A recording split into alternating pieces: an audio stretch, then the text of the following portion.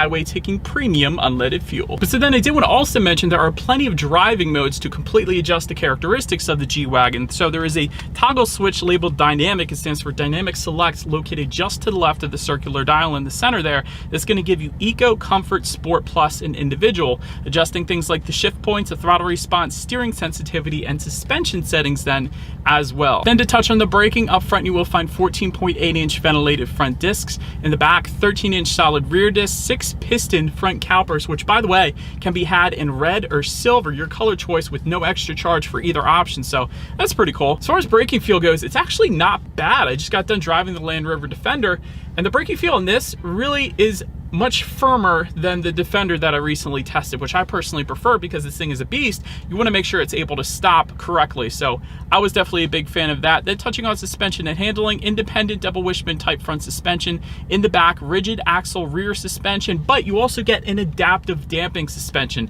Essentially what that is it monitors each shock absorber individually, not only adjusting to the rotor perfections, giving you a smoother ride, but it's also going to tighten up the suspension during heavy cornering, really giving you the best of both worlds. So that's just about as good as you can get when it comes to suspension.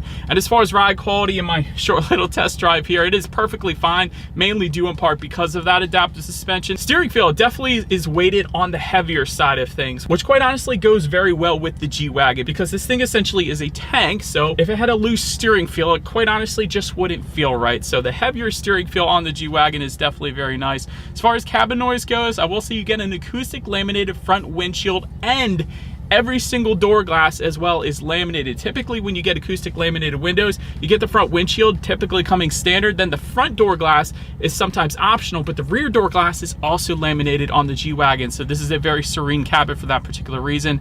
And then this thing is very off-road capable as well. I want to touch a little bit on the off-road capabilities here. 3 locking differentials, and you will find those buttons located just in between the center air vents here up front. Now of course gives you center, rear, and front differential locks, 9.5 inches of ground clearance, and a fording depth of 27.5 inches in case you were curious. Then touching on visibility, it's actually not that bad for what this vehicle is, and the reason I say that is those second row headrests fold down pretty nicely into the second row, so they're not protruding up, impeding on your visibility out the back. So I am a big fan of vehicles that do that because not all of them do that. So when the second row headrests are up, a lot of times that completely crushes your visibility, but in this case it's actually not that bad considering you have that giant full-size spare hanging out on the back. That's really the only drawback, but I would imagine you would get used to that and it's really not all that bad. But also touching on forward visibility, rain sensing windshield wipers do come standard as well. But that pretty much rounds out the performance segment of this review, guys. So go ahead and take a look at the exterior of our brand new 2022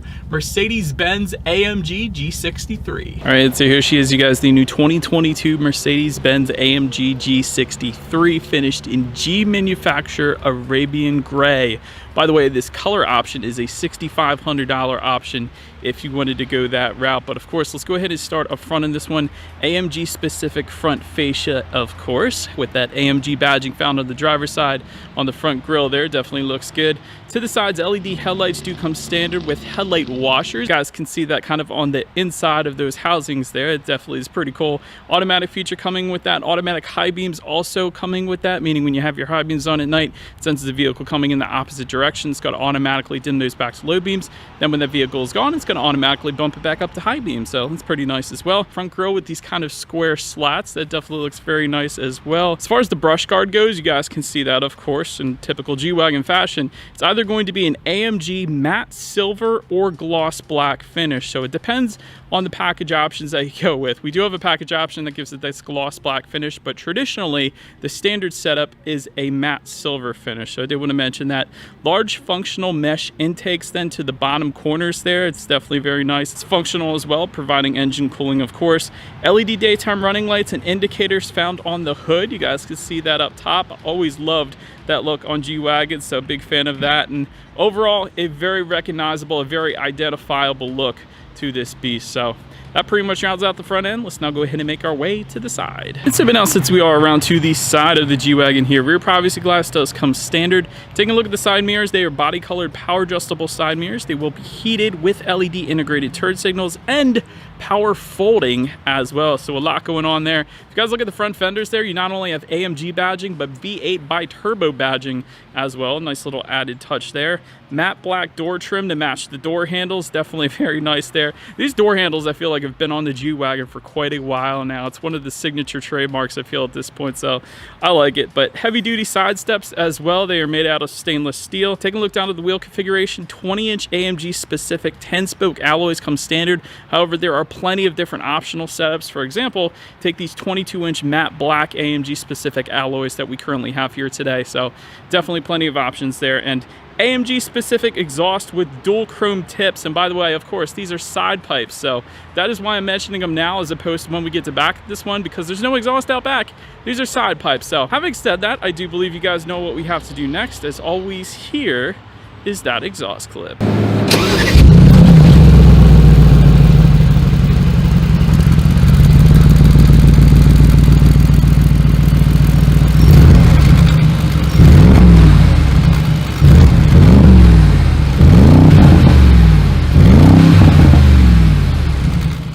All right, so but now since we are around back to the G-Wagon here, you will find a LED integrated brake light just above that rear window there. If you're curious if there was a rear window wiper, there actually is. It is hidden behind that full-size spare, so you do have the window wiper back there as well. Of course, we'll get some AMG and G63 badging back there. LED taillights down below there look absolutely amazing. And if you're curious about the towing capacity, that is going to come in at an even 7,000 pounds. All right, so but now since we are around to the back of the G-Wagon here, when it comes to opening that rear tailgate, it is a manual tailgate, so simply just make sure the G-Wagon is unlocked. You can simply open that up from the right side to the left. Once opened up, cargo capacity comes in at 38.1 cubic feet. If that was not enough space, there is a 60-40 split, meaning the rear seats do fool down, bumping that up to 68.6 cubic feet. A lot of stuff going on in the cargo area, though, I will say that. You do have cargo lighting, of course. You have 4 cargo tie-down anchors. There are grocery bag hooks back there. There's a 115-volt power outlet as well, and everything is carpeted as well back there, which is very nice. It's a very nice feel to the cargo area, so tons of space back there. But then making our way up to the rear legroom, that is going to come in at 39.5 inches. So again, for reference, I am an even 6 feet tall. This is how much space I have back there. There is a rear center armrest with cup holders, of course, rear ventilation as well. There is not only a 12-volt power outlet, but also a USB charging port back there. And the rear seats are actually heated. That comes standard. So those heated seat buttons are located on each of the rear passenger doors back there, in case you were curious as well. So a lot going on for the rear passengers. But now, making our way up to the front seats. Power adjustable front seats with memory settings do come standard.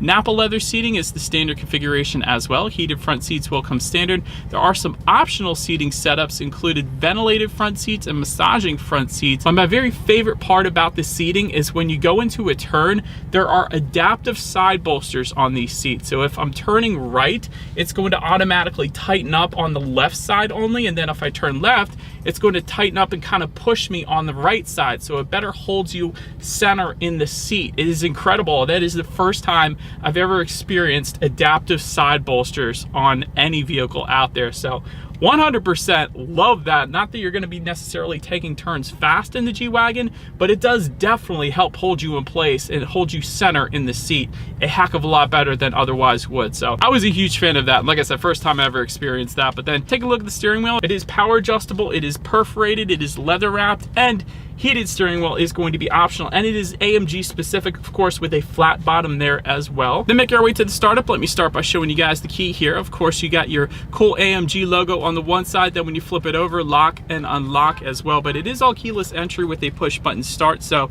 all I'm going to do here is simply put my foot on the brake and press that engine start button located just to the left of the air vent there. And so once started up, gauge cluster is going to be a 12.3-inch digital readout. It is completely adjustable. When you adjust the drive modes, it's going to adjust the look of it. It is completely customizable, and there's actually sections where you can change the display to sport, classic, and progressive. So that is pretty cool. We're gonna leave it on classic for now, but it is completely adjustable, so I wanted to mention that. So definitely very nice there. Then making our way to overall interior quality, there is a power sunroof that comes standard, frameless rear view mirror with HomeLink controls, and by the way, that rear view mirror is auto dimming, of course, as well. Tri-zone climate control will come standard, meaning both driver, passenger, and rear passengers can all set their own temperatures there. You do also have 64 colors of ambient lighting, which I always say Mercedes-Benz does ambient lighting better than any other manufacturer out there. It's the brightest, it's the best located, like they put it in the best places, so definitely a very nice look there. You got this massive aluminum G manufacturer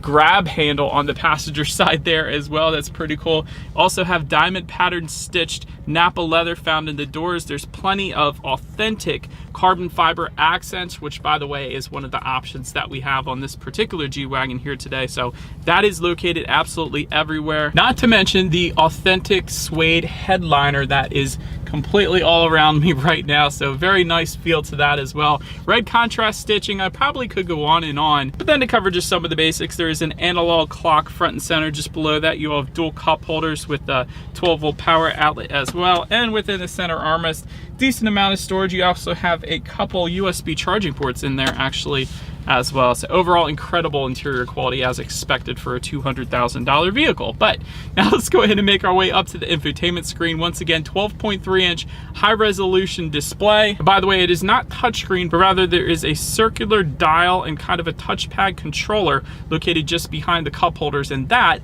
is how you're going to adjust what is on that 12.3-inch high resolution display. So of course you have Bluetooth and audio streaming, wireless Android Auto, Apple CarPlay, you have factory navigation system as well. You can adjust your climate control settings up there, and also of course your radio information. And so when it comes to the sound system on the G-Wagon here, you will get a standard 15 speaker Burmester surround sound system with 590 watts. So having mentioned that, what do you guys say? Let's go ahead and turn on the radio, see what we got playing today, and let's test out the clarity of this one. We're from the country and we like it that way. Actually, you can feel the bass. There's an incredible amount of bass, and that wasn't even at SiriusXM radio.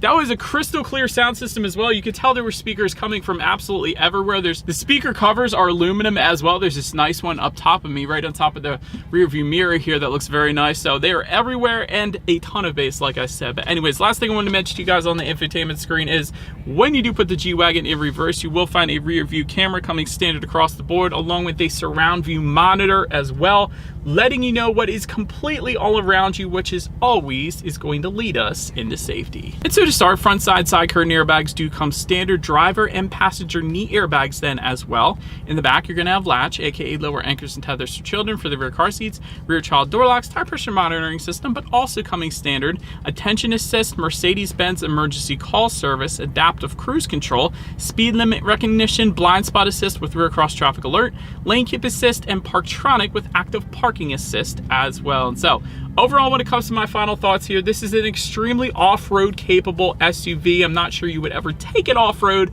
just due to the price of the thing, but still, it is very off-road capable, I'll say that. It is incredibly quick as well. 0 to 60 in 3.9 seconds is definitely very nice. Nice ride quality, instantly recognizable, incredible interior quality with the suede headliner, the contrast stitching, Napa leather finishes, so very nice there. And this thing is still very much so a status symbol, of course, as well, because this one with all the options I think is like $207,000, and quite honestly somebody buying this would probably pay a heck of a lot more than that for it as well. So